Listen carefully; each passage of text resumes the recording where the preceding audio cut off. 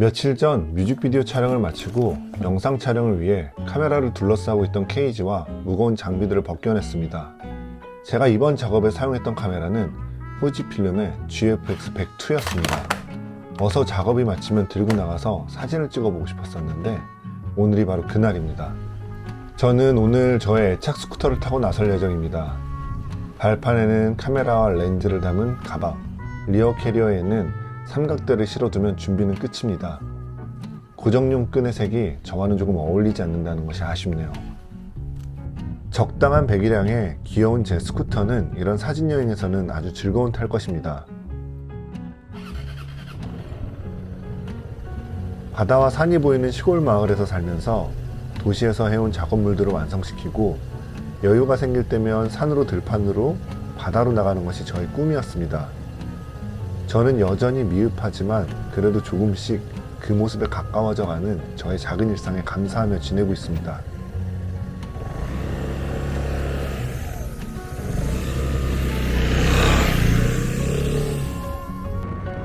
구름은 조금 끼어있지만 멀리 파란 하늘도 언뜻 보이고 햇살을 받으며 마을을 나서며 산뜻하게 출발을 해보지만 사실 알고 있었습니다.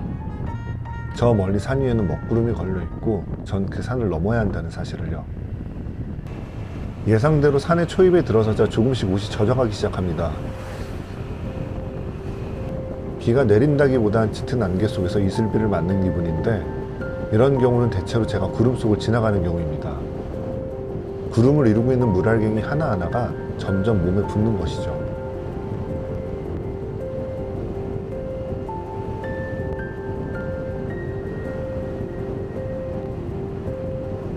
잠시 세우고 외투를 갈아입기로 합니다.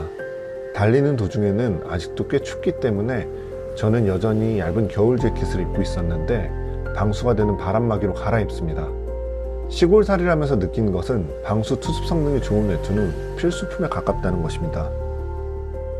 조금은 부담이 되더라도 제대로 된 외투를 트렁크 안에 넣고 다니면 어떤 날씨에도 걱정할 것이 없습니다. 나쁜 날씨는 없다, 날씨에 맞지 않는 옷이 있을 뿐이라는 스웨덴 속담이 있다고 합니다.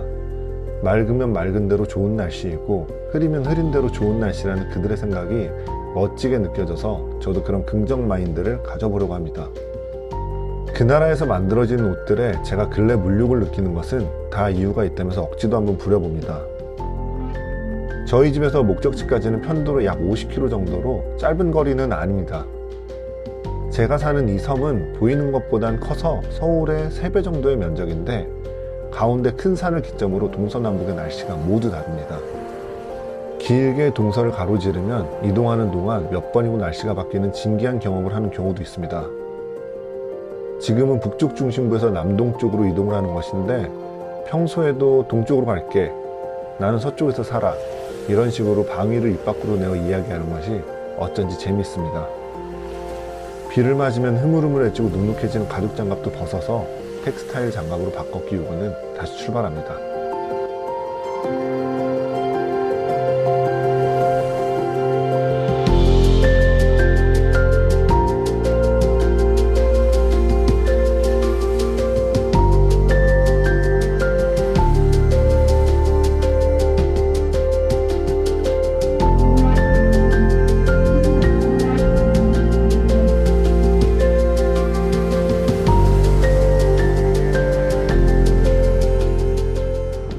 지나가다 말대를 보고 잠시 멈춰서 사진도 한 장 찍어봅니다.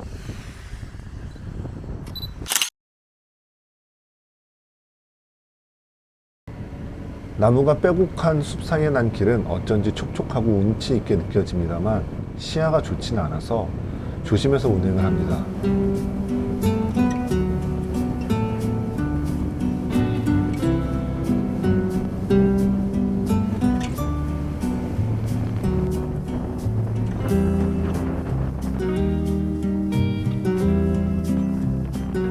산을 넘어 구름을 벗어나자 여전히 흐리지만 서서히 마른 땅이 나타납니다.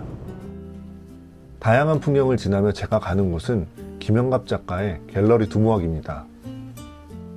김영갑 작가는 2005년 작고하기 전까지 1985년부터 제주에 매료되어 제주도의 자연풍경을 남긴 작가입니다. 작고하기 전 6년간은 루게릭병이라고 불리는 근위축성 측색 경화증으로 투병을 하면서도 작품에 대한 열정을 꺾지 않았고 폐교했던 삼달초등학교에 자신의 갤러리인 갤러리 두모학을 만들었습니다. 그리고 그의 유골은 직접 돌을 쌓아 만들었던 이 갤러리 앞마당에 뿌려졌습니다. 김영갑 작가는 생전에 후지필름의 GX617이란 중형 파노라마 카메라를 주로 사용하였습니다.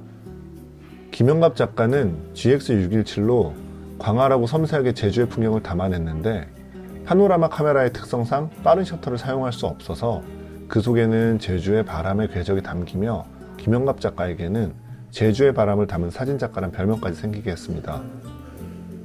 GX617은 그 특성 탓에 자체로도 크고 무거웠는데 마찬가지로 크고 무거운 삼각대를 필요로 하기도 했습니다. 때문에 전 김영갑 작가의 사진을 볼 때 사진 자체가 아닌 그 사진 너머 뒤에서 카메라의 뷰파인더를 바라보고 있을 김영갑 작가의 모습을 상상해보곤 합니다. 끼니를 거르는 빈곤함 속에서도 필름을 사고 매일같이 울음을 오르고 바람을 맞으며 셔터를 누르는 김영갑 작가는 과연 어떤 생각을 하고 있었을까? 단순히 비슷한 이름이라서 제가 GFX102를 손에 쥐는 순간 GX617을 떠올린 것이 아니라 섬세하게 풍경을 담아내고 표현해내는 카메라란 점에서 GFX102와 GX617과의 연관성을 떠올린 것이 제 억지만은 아닐 것 같습니다. 전 사실 GFX102를 영상 촬영 때문에 사용을 했던 것입니다. 광활한 해상도의 8K, 편리한 워크플로우의 프로레스 HQ, 라지 포맷 특유의 노이즈 억제력을 가지고 있음에도 미러리스가 가진 편리함은 여전하기 때문에 빠르게 이동을 하며 로드트립 형태의 뮤직비디오를 작업하는데 GFX102는 제가 선택할 수 있는 가장 적합한 카메라였습니다. 그럼에도 사진에서의 모습이 궁금했던 것은 GFX102가 GX617의 파노라마 포맷은 아니지만 1억 200만 화소라는 고해상도가 수치를 떠나 김영갑 작가가 617 포맷을 선택할 때의 목적과 어쩌면 조금은 감성적으로 닮아있지 않을까 하는 생각을 해보면서 GFX102를 들고 갤러리 두모학에 와보고 싶었던 것 같습니다.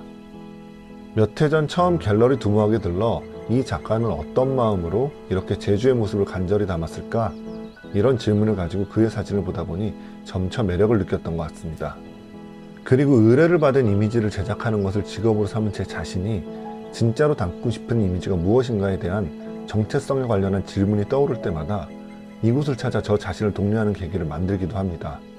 그렇게 갤러리를 둘러보다가 사진 하나가 제 눈에 들어옵니다. 어쩐지 오늘처럼 비가 오는 날씨에 찍은 듯한 사진이었는데 어쩌면 사진과 같은 장소일지도 모를 한 장소가 떠올랐습니다. 그리고 저도 그 장소를 찾아 비슷한 사진을 찍어보고 싶다는 생각이 들었습니다.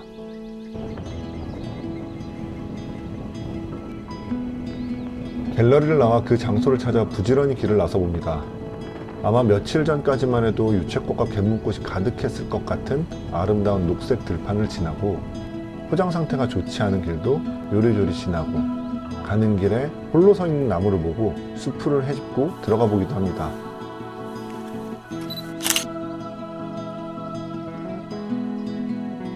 이런 수풀을 지날 때면 뱀이 나타날까 봐 항상 긴장하게 되는 것 같은데 막상 가장 깜짝 놀라게 만드는 것은 발밑에서 갑자기 튀어 올라오는 꿩입니다. 드디어 사진 속 그 숲에 도착하니 다시 비가 내리기 시작합니다. 마음은 급해지지만 어쩌면 비에 젖어 김영갑 작가의 사진 속 풍경과 더 비슷한 느낌을 자아내는 것도 같습니다. 저도 파노라마 카메라를 사용한 것처럼 셔터 스피드를 낮추어서 촬영을 하기 위해 삼각대를 사용하기로 했습니다. 삼각대는 포토클램의 프로페셔널 시리즈 4441WXL인데 제가 10년이 넘게 사용하던 삼각대에게서 최애의 타이틀을 뺏은 삼각대입니다. 대물 렌즈 앞에는 GFX102의 해상력을 유지하면서도 날카로운 선과 안부와 명부의 경계를 부드럽게 확산시키기 위해 8분의 1 농도의 디퓨전 필터와 가변 ND와 CPL 필터를 함께 사용하는 것이 가능한 편리한 이중 구조의 필터를 장착합니다. 두 필터는 모두 니워라는 브랜드의 필터인데 매트박스를 사용하지 않을 때면 제가 근래 유용하게 사용하는 필터들입니다. 셔터 스피드를 낮추기 위해 ND의 농도를 조절하고 길과 나뭇잎 등이 비에 젖어 과하게 반사되는 부분들을 CPL로 조절한 이후에 흔들림을 방지하기 위해 셀프 타이머로 셔터를 작동시킵니다.